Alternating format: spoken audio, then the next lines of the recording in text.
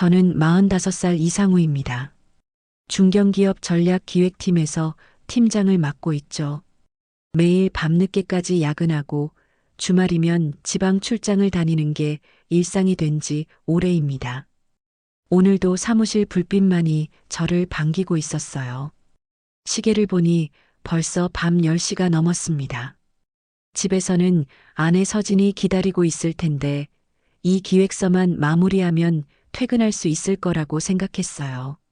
하지만 언제나 그랬듯이 하나가 끝나면 또 다른 일이 생기는 법이죠. 휴대폰이 울렸습니다. 서진에게서 온 문자였어요. 당신 얼굴 본 게 언젠지 모르겠어. 수진이가 아빠 언제 와요 하고 묻는데 뭐라고 대답해야 할지 모르겠어요. 저는 익숙한 답장을 보냈습니다.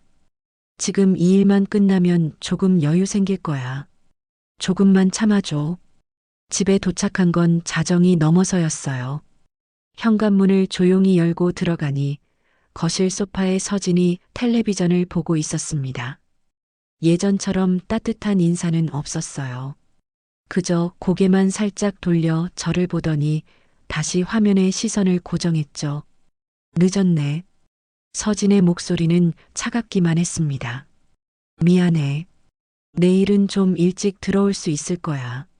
하지만 우리 둘 다 알고 있었어요. 그런 약속이 지켜진 적이 거의 없다는 걸 말이죠.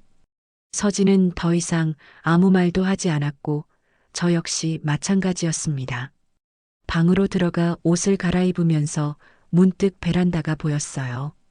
거기에는 2년 전 서진의 생일 선물로 사줬던 자전거가 서 있었습니다. 헬멧도 함께 샀는데 아직도 포장이 그대로였어요. 먼지만 수북이 쌓인 채로 말이죠. 그때는 몰랐습니다. 서진이 매주 토요일마다 자전거 동호회에 나가기 시작했다는 걸, 그리고 그 동호회에서 저와는 전혀 다른 표정을 짓고 있다는 걸 말이에요. 세월이 흐르면서 우리 사이의 대화는 점점 줄어들었고 집은 그저 잠자리를 제공하는 공간이 되어버렸습니다. 저는 가족을 위해 열심히 일한다고 생각했지만 실제로는 가족과 멀어져 가고 있었던 거죠. 평소처럼 늦은 시간에 집에 돌아왔을 때 13살 딸 수진이가 거실에서 숙제를 하고 있었습니다. 아이는 저를 보더니 뜬금없이 이런 말을 했죠. 아빠, 엄마가 인스타에 올린 사진에 댓글 단 사람, 우리 아빠 아니잖아. 순간 가슴이 철렁했습니다. 서진이가 소셜미디어를 한다는 것도 몰랐는데 다른 남자가 댓글을 단다니요. 수진이는 계속해서 말했습니다. 엄마가 자전거 타는 사진 올렸는데 재호 오빠라는 사람이 하트 이모티콘 엄청 많이 달았어. 그리고 오늘도 예뻤어. 이런 댓글도 달고. 저는 아무렇지 않은 척 물었습니다. 엄마 인스타 아이디가 뭐니? 수진이가 알려준 아이디로 서진이의 계정을 찾아보니 제가 전혀 모르는 서진이의 모습이 있었습니다. 자전거를 타며 환하게 웃는 사진들, 카페에서 찍은 셀카들, 그리고 가장 충격적이었던 건 가평에서 찍은 단체 사진이었어요. 사진 속 서진이는 제가 오랫동안 보지 못했던 표정을 짓고 있었습니다. 진짜 행복해 보였어요. 하지만 더 놀라운 건 그 옆에 서 있는 남자였습니다. 40대 후반쯤 되어 보이는 건장한 체격의 남자가 서진이와 어깨를 맞대고 웃고 있었고 그의 손이 자연스럽게 서진이의 허리에 얹혀 있었습니다. 댓글 창을 확인해 보니 민재호라는 이름이 계속 등장했습니다. 하트 이모티콘과 함께 오늘 하루도 수고했어. 다음에도 좋은 코스로 가자. 같은 친밀한 댓글들이 달려 있었어요. 서진이도 그 댓글들에 하나하나 답글을 달고 있었습니다.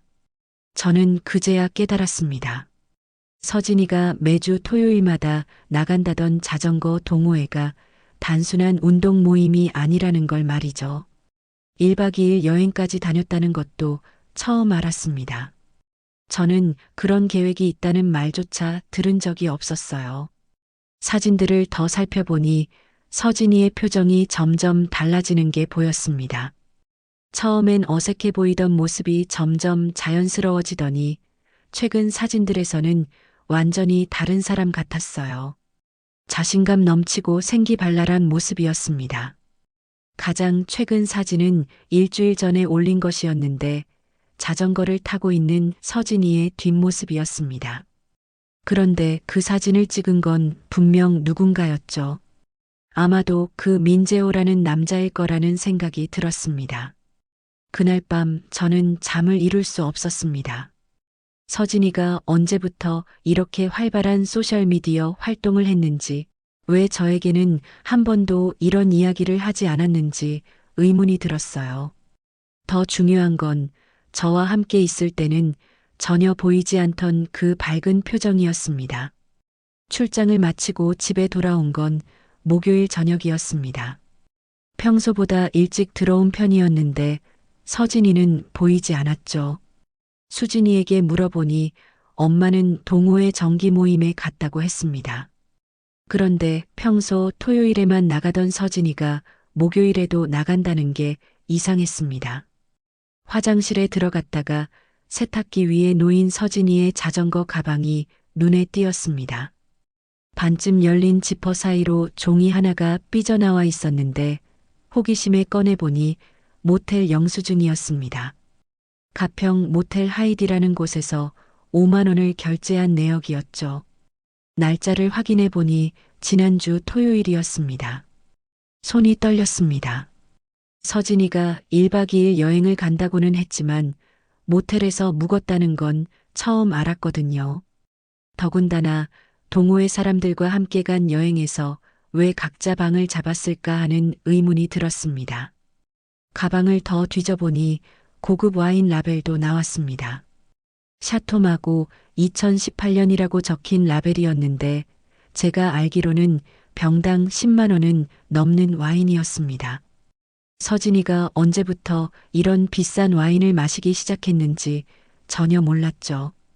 다음 날 아침 서진이에게 조심스럽게 물어봤습니다. 어제 동호회 모임 어땠어? 그냥 평범했어요. 가평 쪽으로 라이딩하고 저녁 먹고 왔어. 혹시 숙박한 거야? 서진이의 표정이 순간 굳었습니다. 아니요, 당일치기였어요. 하지만 저는 이미 영수증을 받기 때문에 거짓말이라는 걸 알 수 있었습니다. 왜 서진이가 저에게 거짓말을 하는지 이해할 수 없었습니다. 점심시간에 회사에서 인터넷 뱅킹으로 가계부를 확인해 봤습니다.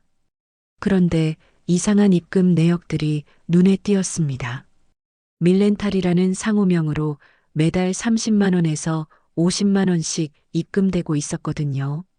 지난 6개월 동안 계속해서 말입니다.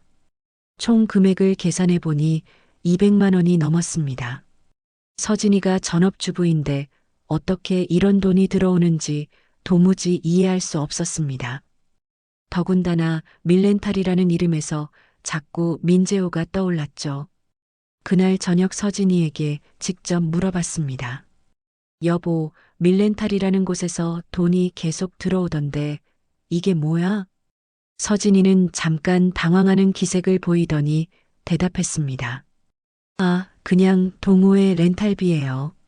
자전거 빌려주고 받는 수수료 같은 거. 그런데 왜 이렇게 큰 금액이야? 그리고 왜 나한테 말 안 했어? 별거 아니라서요. 용돈 정도 버리니까 괜찮잖아요. 하지만 뭔가 석연치 않았습니다. 단순한 자전거 렌탈로 이런 큰 돈이 나올 리 없었거든요. 더군다나 서진이의 표정과 말투에서 거짓말하고 있다는 느낌이 강하게 들었습니다. 그날 밤 저는 결심했습니다. 더 이상 모르는 척할 수 없었거든요. 조용히 서진이의 휴대폰을 확인해 보기로 했습니다. 새벽 2시 서진이가 깊이 잠든 사이 휴대폰 백업을 시작했죠. 혹시나 해서 준비해둔 외장하드에 모든 데이터를 저장했습니다. 휴대폰 백업을 완료한 저는 서진의 메시지와 통화 기록들을 샅샅이 뒤져봤습니다. 그 과정에서 민재호라는 남자에 대한 더 많은 정보를 알게 됐죠. 48살 자영업자, 그리고 기혼자였습니다. 무엇보다 충격적이었던 건 서진과 민재호 사이에 오간 메시지들이었습니다. 처음엔 단순한 동호회 관련 대화로 시작됐지만 점점 사적인 이야기로 변해갔습니다. 오늘 하루 어땠어? 집에서 힘든 일 있으면 언제든 연락해. 당신 같은 여자가 왜 혼자 있어야 하는지 모르겠어. 같은 메시지들이 계속 이어졌죠. 서진도 처음엔 조심스럽게 답했지만 나중엔 재호 오빠만이 내 말을 들어줘요. 당신과 있을 때가 가장 편해요. 같은 메시지를 보내고 있었습니다. 더 끔찍한 건 그들이 만난 날짜와 장소까지 구체적으로 계획하고 있다는 점이었습니다. 동호회 모임이 없는 날에도 둘이서 따로 만나고 있었던 거죠. 저는 민간조사사를 통해 민재호에 대한 더 자세한 신상 정보를 알아보기로 했습니다. 조사사로부터 받은 자료는 충격적이었습니다. 민재호는 과거에도 동호회 여성 회원들과 금전적인 문제로 소송을 당한 경력이 있었습니다. 자전거 렌탈 사업이라는 명목으로 돈을 받았다가 제대로 된 서비스를 제공하지 않았던 거죠. 심지어 일부 여성들과는 부적절한 관계를 맺으면서 감정적으로나 경제적으로 이용했다는 증언도 있었습니다. 밀렌탈이라는 상호로 서진에게 입금되던 돈도 결국 민재호가 서진을 끌어들이기 위한 수단이었던 겁니다. 자전거 렌탈 수수료라는 명목으로 돈을 주면서 서진의 마음을 샀던 거죠. 전형적인 감성 포식자의 수법이었습니다. 모든 증거를 정리한 후 저는 서진에게 마지막 기회를 주기로 했습니다.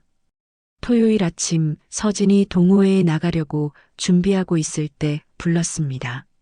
서진아, 앉아봐. 우리 이야기 좀 하자. 서진은 뭔가 이상함을 눈치챘는지 어색한 표정을 지었습니다. 사실대로 말해줘. 내가 모르는 네가 있는 거지? 한참 동안 침묵이 흘렀습니다. 서진의 눈에서 눈물이 흘러내리기 시작했죠. 그리고 마침내 입을 열었습니다. 그 사람 처음엔 나한테 말 걸어준 유일한 사람이었어요. 동호회에서 혼자 어색해하고 있는데 친절하게 다가와서 자전거 타는 법부터 하나하나 알려줬어요. 집에서는 아무도 내 말을 들어주지 않는데 그 사람은 내 이야기에 귀 기울여줬어요. 저는 가슴이 메어지는 것을 느꼈습니다. 서진의 외로움을 전혀 몰랐던 제 자신이 한순간에 무너져 내렸죠.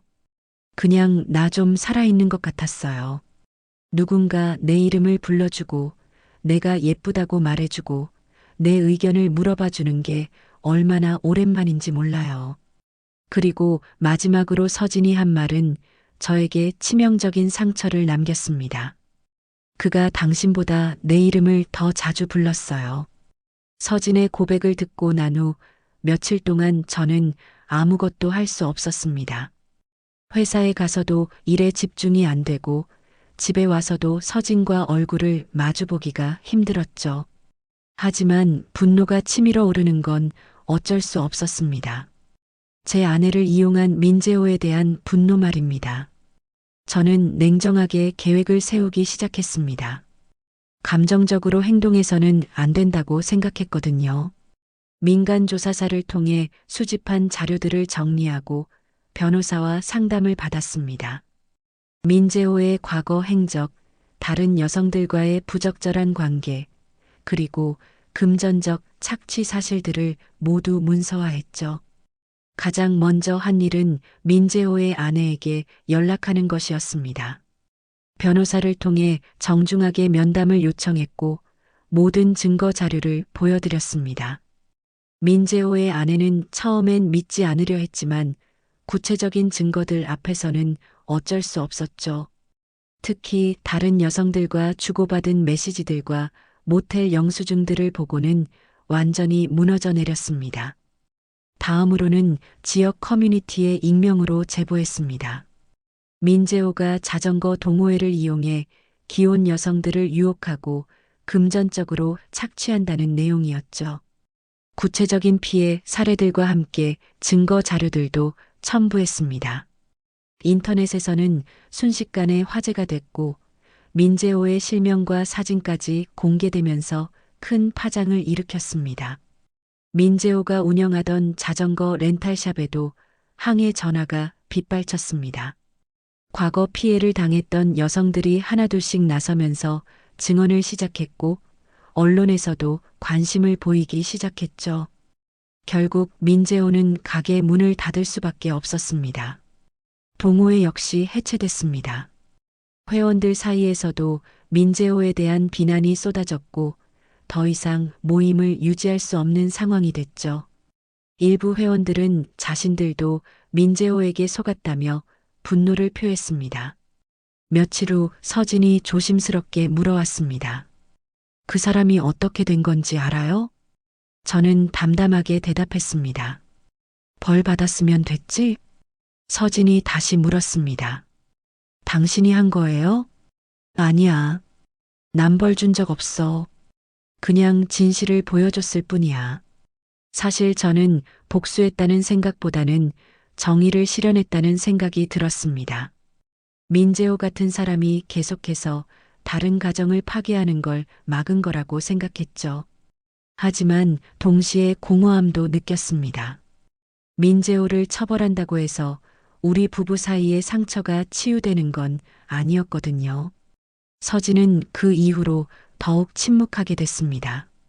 죄책감 때문인지 저와 눈을 마주치지도 않으려 했고 집안에서도 마치 투명 인간처럼 조용히 지냈죠. 저 역시 마찬가지였습니다. 분노는 해소됐지만 상처는 그대로 남아 있었거든요. 민재호 사건이 정리된 후 며칠이 지났을 때 서진은 조용히 짐을 챙기기 시작했습니다. 저는 아무 말도 하지 않았죠. 어차피 무슨 말을 해도 소용없다는 걸 알고 있었거든요. 서진은 큰 캐리어 하나에 옷가지와 생필품만 담았습니다. 마치 짧은 여행을 떠나는 것처럼 말이죠. 잠깐만 시간 좀 가져볼게요. 서진이 현관문 앞에서 한마디 남겼습니다. 저는 고개만 끄덕였죠. 아마 친정으로 갔을 거라고 생각했습니다. 수진이에게는 엄마가 할머니 댁에 며칠가 있는다고 말했습니다. 처음 일주일은 그럭저럭 버텼습니다. 수진이 학교에서 돌아오면 저도 일찍 퇴근해서 함께 저녁을 먹었죠. 아이는 처음엔 엄마가 언제 돌아오냐고 물었지만 점점 묻지 않게 됐습니다. 아마 뭔가 심각한 상황이라는 걸 눈치챘을 거예요. 둘째 주가 되자 수진이의 행동에 변화가 생겼습니다. 밥을 먹다가 갑자기 젓가락을 놓고 저를 바라보더니 물었죠.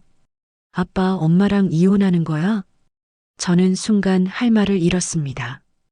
13살 아이에게 어떻게 설명해야 할지 모르겠더라고요.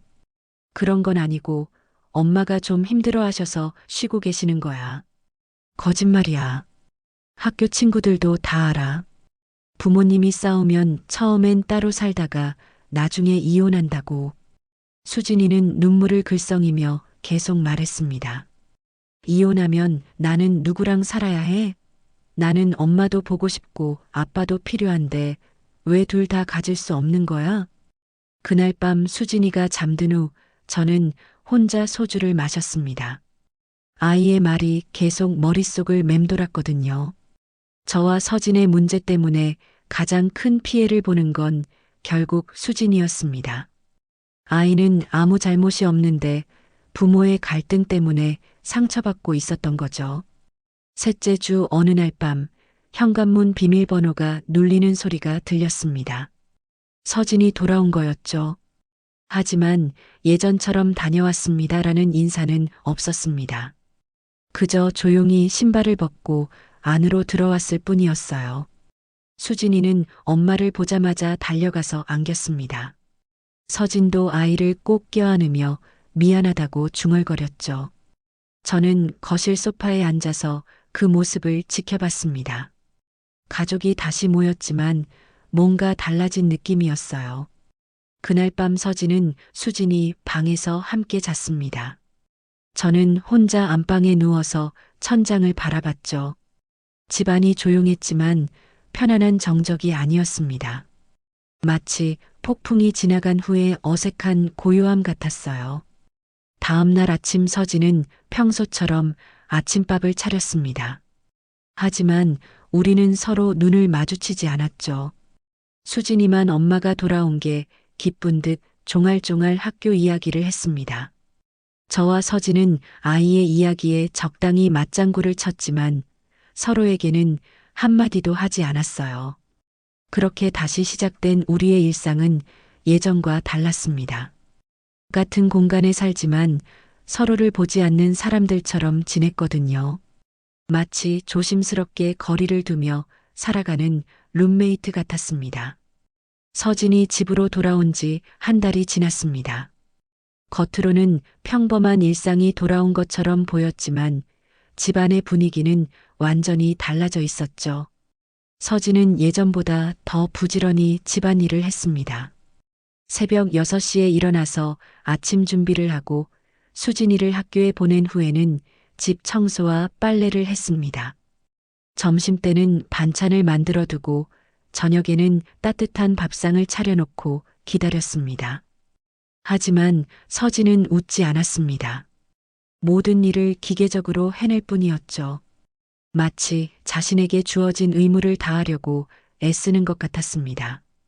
예전에는 가끔이라도 TV를 보며 웃거나 수진이와 장난을 치는 모습을 볼 수 있었는데 이제는 그런 모습을 전혀 찾을 수 없었습니다. 서진은 항상 고개를 숙이고 다녔고 저와 눈을 마주치려 하지 않았습니다. 저 역시 마찬가지였습니다. 회사에서 돌아오면 서진이 차려놓은 밥상 앞에 앉아서 조용히 식사를 했습니다. 감사하다는 말도 맛있다는 말도 하지 않았습니다. 그냥 묵묵히 밥을 먹고 방으로 들어가거나 거실에서 책을 읽으며 시간을 보냈죠. 우리는 같은 공간에 있으면서도 서로 다른 세계에 살고 있는 것 같았습니다. 수진이만 그 어색한 분위기를 깨뜨리려고 애썼습니다. 학교에서 있었던 일들을 이야기하거나 친구들 얘기를 하면서 우리 사이에 대화를 만들어내려고 했죠. 하지만 저와 서진은 아이의 이야기에 적당히 맞장구만 쳤을 뿐 서로에게는 여전히 아무 말도 하지 않았습니다. 어느 날 저녁 식사 시간이었습니다. 수진이가 학교에서 있었던 재미있는 일을 이야기하며 웃고 있었는데 문득 저와 서진이 전혀 반응하지 않고 있다는 걸 알았나 봅니다. 아이는 갑자기 말을 멈추더니 저와 서진을 번갈아 보았습니다. 그러고는 젓가락을 내려놓고 방으로 들어가 버렸습니다. 그 순간 저는 깨달았습니다. 우리가 아이에게 얼마나 큰 상처를 주고 있는지 말입니다. 겉으로는 가족의 형태를 유지하고 있지만 실제로는 차가운 침묵 속에서 각자 고립되어 살고 있었던 거죠. 수진이는 부모가 함께 있으면서도 행복하지 않다는 걸 온몸으로 느끼고 있었습니다. 며칠 후 서진이 조심스럽게 입을 열었습니다. 제가 수진이 방을 정리해도 될까요? 저는 잠깐 망설이다가 대답했습니다. 정리된 방은 없어. 그냥 그대로 있어. 서진은 고개를 끄덕이며 더 이상 말하지 않았습니다. 우리는 여전히 각자의 공간을 지키며 살아가고 있었습니다. 그렇게 시간이 흘렀습니다.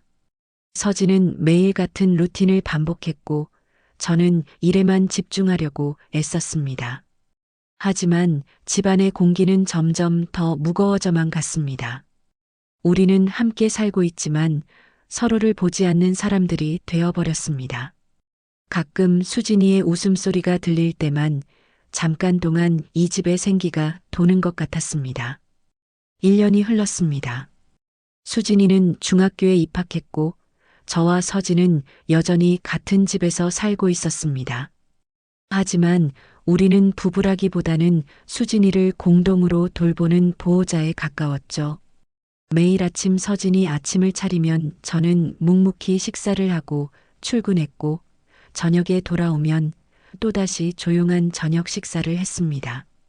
수진이가 중학생이 되면서 집에 있는 시간이 줄어들었습니다. 학원도 다니고 친구들과 보내는 시간도 늘어나면서 자연스럽게 저와 서진이만 있는 시간이 많아졌죠. 그러면 집안의 침묵은 더욱 깊어졌습니다. 서진은 여전히 집안일을 부지런히 했지만 저와는 꼭 필요한 말 외에는 대화를 나누지 않았습니다. 어느 날 저녁 서진이 설거지를 하고 있는데 찬장에서 접시 하나가 떨어져 깨졌습니다. 서진은 바닥에 쪼그리고 앉아서 조각들을 줍기 시작했는데 손을 베었는지 피가 나더군요. 저는 일어나서 구급함을 가져다 주었지만 서진은 고맙다는 말조차 하지 않았습니다. 그저 상처를 감싸고는 다시 설거지를 마저 했죠. 그런 일상이 계속되던 어느 날 서진이 조심스럽게 입을 열었습니다. 내가 용서받았다고 생각하지 않아요. 갑작스러운 말이었지만 저는 이미 예상하고 있었던 것 같습니다.